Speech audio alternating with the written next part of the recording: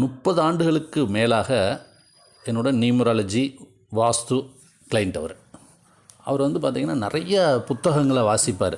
அவர்கிட்ட வந்து நிறைய வாஸ்து புத்தகங்கள் இருக்குது. நிறைய எங்கே போனாலும் நான் அந்த புக்கு வாங்குவேன், ஃப்ரீயாக இருக்க டைம் கூட அதான் வாசிப்பேன்னு சொல்லுவார்.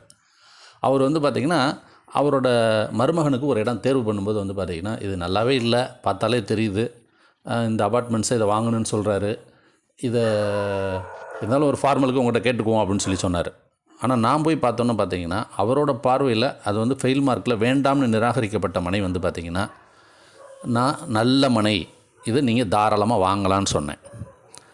அதுதான் வந்து பார்த்திங்கன்னா இந்த புத்தக அறிவு அப்படின்றது அங்கே குறை இங்கே குறை இதுதான் தெரியும். அதில் உள்ள ப்ளஸ் என்ன அப்படின்றதும், இன்னும் புத்தகங்களில் வெளியிடப்படாத விஷயங்கள், அனுபவ அறிவான விஷயங்கள் நிறைய இருக்குது. புத்தக அறிவுன்றது வந்து பார்த்திங்கன்னா புத்திக்கு போதாதுன்னு சொல்லுவோம். அனுபவ அறிவு தான் ரொம்ப ரொம்ப முக்கியம்.